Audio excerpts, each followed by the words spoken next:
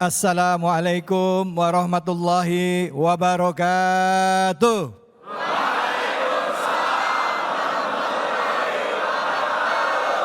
Alhamdulillah, alhamdulillahirabbil alamin. Puja dan puji mari kita panjatkan atas kehadirat Allah Subhanahu wa taala. Tidak lupa kita berikan salawat dan salam kita kepada junjungan kita manusia yang mulia Nabi besar Muhammad sallallahu alaihi wasallam beserta keluarga, sahabat dan umatnya yang setia hingga akhir zaman. Alhamdulillah hari ini kita kembali lagi bersilaturahim dalam program kesayangan kita semua yaitu Cahaya Hati Indonesia. Dan hari ini tentunya juga menjadi hari yang istimewa karena Cahaya Hati Indonesia kali ini hadir di kota Jakarta, tepatnya di Kodam Jaya. Luar biasa, ini Masya Allah hadir di hadapan para prajurit ya dan juga perwira di Kodam Jaya dan juga ibu-ibunya juga hadir di sini. Tentunya ini juga dalam rangka untuk menambah keimanan. Amin ya robbal alamin. Baik, untuk tema kali ini yang akan kita bahas adalah mengenai membela negara sebagai kewajiban. Tapi sebelum saya masuk ke tema, saya akan memperkenalkan dulu dan juga izinkan saya mengucapkan salam hormat dan takzim saya kepada guru-guru kita yang sudah hadir bersama-sama dengan kita. Beliau adalah Ketua NU DKI Jakarta, Kiai Haji Samsul Ma'arif. Assalamualaikum warahmatullahi wabarakatuh, Kiai. Waalaikumsalam warahmatullahi wabarakatuh. Masya Allah, kalau saya menyebutin Kiai ini tidak hanya Ketua NU, tapi juga Wakil Ketua Umum MUI DKI Jakarta ya Kiai ya. Luar biasa, banyak ini datanya. Iya. Bela negara itu. Bela negara, betul pas bahasanya. Terima kasih banyak Kiai Samsul Ma'arif sudah hadir di sini. Di samping beliau hadir guru kita Al-Mukarram Ustadz Erik Yusuf. Assalamualaikum warahmatullahi wabarakatuh Ustadz. Waalaikumsalam warahmatullahi wabarakatuh. Masya Allah, kalau ngelihat Ustadz Erik Yusuf ini Pak ya, bawaannya tenang gitu ya, santai. Kebetulan juga beliau ini ketua di MUI ya Ustadz ya. Wakil Ketua Lembaga Seni Budaya dan Peradaban Islam di MUI. Masya Allah, di Majelis Ulama Indonesia. Luar biasa ini guru-guru kita. Terima kasih sudah meluangkan waktunya di sini. Dan di samping beliau hadir yang paling cantik dari 3 orang ini. Assalamualaikum warahmatullahi wabarakatuh, Ustazah Nevi Hilya. Waalaikumsalam warahmatullahi wabarakatuh, Mas David. Bagaimana sehat? kabar, sehat? Alhamdulillah. Alhamdulillah, ya Allah. Alhamdulillah. Seneng banget Ustazah ngeluangin waktu datang hari ini Ustazah. Alhamdulillah sama-sama Mas David. Temanya kali ini tentang bela negara sebagai kewajiban Ustazah. Iya, harusnya saya yang dibela ya sebagai wanita. Tapi ini juga perlu karena kita perlu juga sudut pandang dari kaum perempuan, ya kan? Begitu. Baik, sebelum kita masuk ke dalam tema, saya akan ajak kita semua untuk menyaksikan terlebih dahulu tayangan berikut ini. Bela negara merupakan sikap yang harus dimiliki sebagai wujud pelaksanaan hak dan kewajiban sebagai warga negara Indonesia yang baik. Namun, di dalam agama Islam, bela negara tidak dijelaskan secara tekstual, tetapi ada perintah jihad yaitu mengarahkan segala kemampuan dan kekuatan untuk memerangi musuh. Bela negara merupakan hal yang bukan sunnah lagi, tetapi fardu ain. Rasulullah Shallallahu Alaihi Wasallam bersabda pada hari pembebasan Mekah, tidak ada lagi hijrah, akan tetapi yang tetap ada adalah jihad dan niat. Maka jika kalian diperintahkan untuk berangkat berperang, berangkatlah. Maka dari itu, marilah kita pupuk semangat bela negara kita dari sekarang dengan landasan iman, Islam, dan ihsan agar kita membela negara dengan tetap di jalan Allah Subhanahu Wa Taala dan diniatkan karena Allah Subhanahu Wa Taala. Masya Allah, saya jadi ingat ada lagu Yalal Waton, Yalal Waton, Yalal Waton. Gimana? Hubbul waton minal iman. Wala takun minal hirman. Inhadhu ahlal waton. Ayo. Benar ya, hubbul waton minal iman. Nah, sebelum ke Kiai, izinkan saya dulu untuk berikan kesempatan kepada yang hadir di sini untuk bertanya. Ada yang mau bertanya? Silakan. Ya, silakan Pak. Ya. Nama dan langsung pertanyaannya Bapak. Assalamualaikum warahmatullahi wabarakatuh. Waalaikumsalam warahmatullahi wabarakatuh. Sebelumnya kami memperkenalkan diri. Nama kami Letnan 2 Arhanud Dadang Purnama Saputra dari Resimen Arhanud 1 Paletehan. Mohon izin, kami ada satu pertanyaan. terkait sebagai kami seorang prajurit yang memiliki kewajiban untuk membela negara di paling depan. Akan tetapi di sisi lain kami memiliki keluarga yang harus ditinggalkan dalam melaksanakan dinas ataupun tugas. Pertanyaan kami, bagaimana agar kami cara untuk istiqomah dalam menjalankan dua kewajiban tersebut. Demikian. Terima kasih. Assalamualaikum warahmatullahi wabarakatuh. Waalaikumsalam warahmatullahi wabarakatuh. Sebagai kepala keluarga wajib menjaga keluarga, tapi sebagai tentara, sebagai prajurit juga wajib untuk menjaga negara, ya kan gitu. Nah, gimana nih Ustadz supaya kita benar-benar bisa amanah dan istiqomah dengan dua kewajiban tersebut? Silakan Ustadz Fadl. Assalamualaikum warahmatullahi wabarakatuh. Waalaikumsalam warahmatullahi wabarakatuh.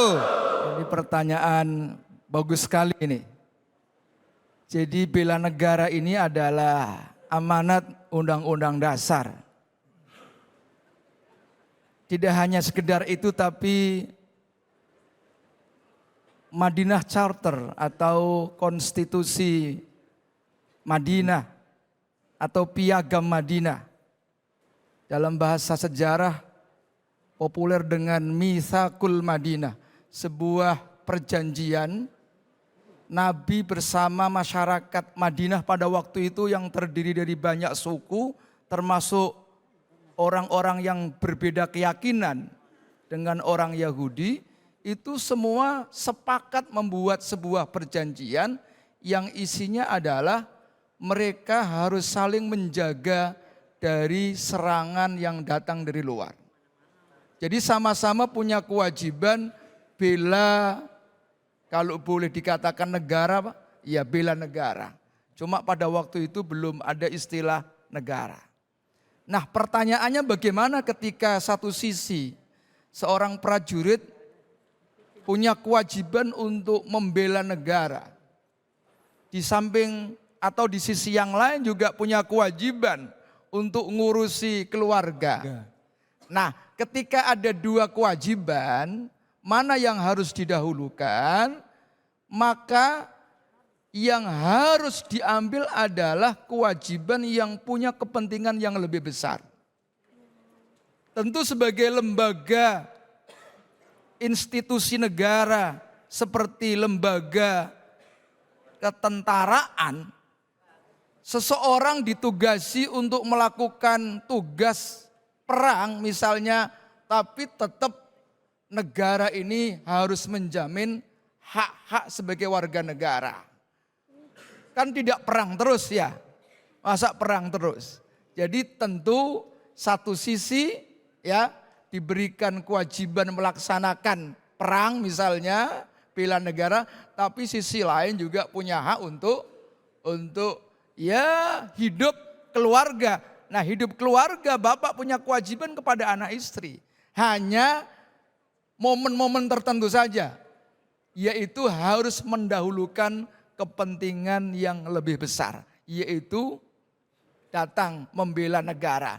Nanti bisa di waktu-waktu yang lain urusan keluarga kan masih banyak waktu, enggak usah takut. Kecuali sudah tidak ada waktu lagi kan, waktunya masih luas. Insya Allah dua-duanya adalah mulia di hadapan Allah Subhanahu wa Ta'ala. Baik, alhamdulillah. Terima kasih banyak Ustadz, silakan Ustadz Erik. Baik. Assalamualaikum warahmatullahi wabarakatuh. Waalaikumsalam warahmatullahi wabarakatuh. Ini gembira nih saya kalau di hadapan para prajurit, perwira-perwira ini jadi semangat kita nih Kiai ini ya. Alhamdulillah. Jadi kalau tadi Kiai Samsul membahas tentang masalah bela negaranya, tapi di akhir bicara masalah keluarga. Saya mau lihat dari sini aja. Ada fikih sebetulnya ya. Kalau kita lihat dari Ibnu Qudamah ya, diriwayatkan oleh Imam Ahmad, bahwa berapa lama sih sebetulnya ya seorang suami, pemimpin keluarga itu bisa meninggalkan rumah. Wah kan begitu kan. Jadi menurut beliau berapa lama? Tahu berapa lama? 6 bulan. 6 bulan, makanya kalau tentara-tentara istrinya harus ikut semua ya kan. Jadi begini, kisahnya itu Umar bin Khattab radhiyallahu an ketika beliau kan selalu belusukan, selalu inspeksi ya, berkeliling. Kemudian suatu hari beliau bertemu dengan seorang wanita yang kemudian suaminya sedang kemudian bepergian, begitu. Nah, saking lamanya bepergian, wanita ini kemudian kesepian dan berpuisilah kurang lebih begitu. Nah, kemudian sahabat Umar ini mendengarkan dan merasakan kesedihan itu. Dari sana beliau langsung buru-buru pulang, tanya sama putrinya Hafsah. Berapa lama sebetulnya seorang wanita bisa menahan untuk tidak bertemu atau bergaul dengan suaminya? 4 sampai 6 bulan. Nah, karenanya sahabat Umar bin Khattab radhiyallahu an pada saat itu langsung, jika seandainya saya juga mengirimkan atau berperang ya melawan musuh, kami akan kemudian menentukan waktu durasi terlamanya 6 bulan dan itu harus pulang dulu atau berganti shift selama itu. Nah, jadi intinya kalau seandainya ada tugas ya tidak boleh lebih tidak bertemu dengan istri itu 6 bulan. Nah, tapi kan kita kan bisa dalam waktu misalnya 2 bulan berkunjung misalnya ya, atau yang lagi tugas di luar kota. Kalau tentara-tentara saya tahunya pahamnya saya itu istri harus ikut kan begitu. Kalau tidak ikut ya itu masih ada waktu berapa bulan untuk kemudian bertemu. Tidak boleh lebih dari 6 bulan. Nah, itu agar supaya apa? Agar supaya yang namanya tadi bela negara fokus untuk nanti bertugas di battlefield atau di lapangan atau di satu daerah itu bisa fokus.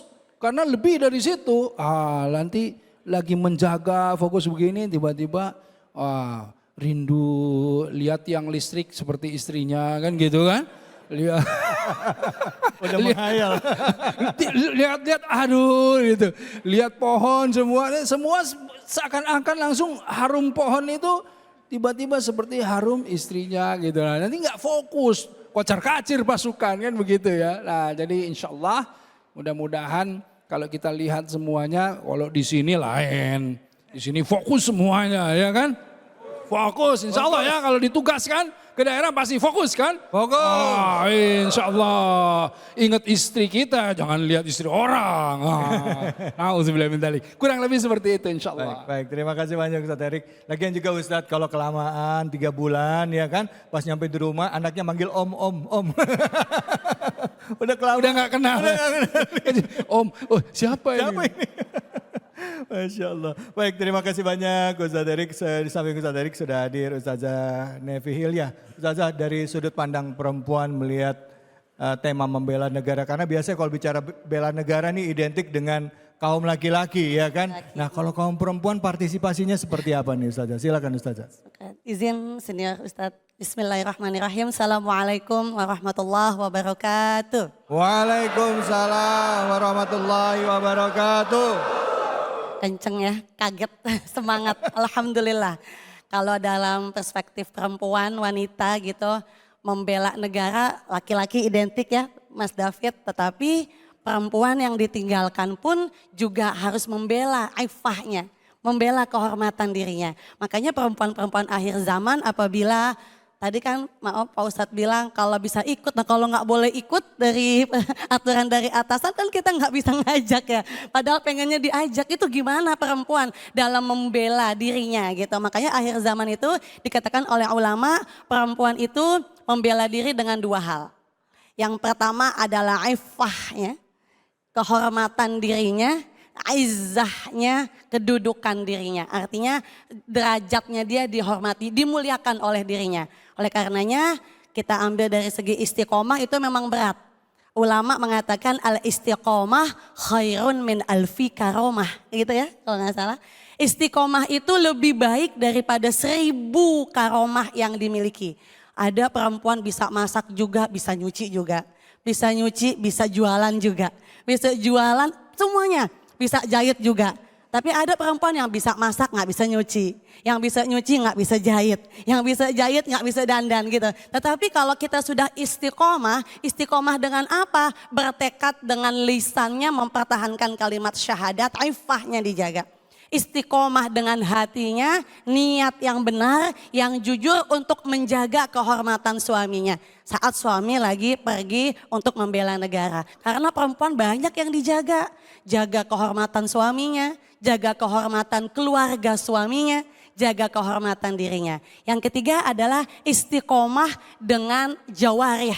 Dengan anggota tubuhnya selalu mempertahankan untuk tetap taat dalam syariat-syariat Allah. Jadi memang gak gampang Mas David kalau misalnya kita punya suami gitu yang long distance kayaknya gitu.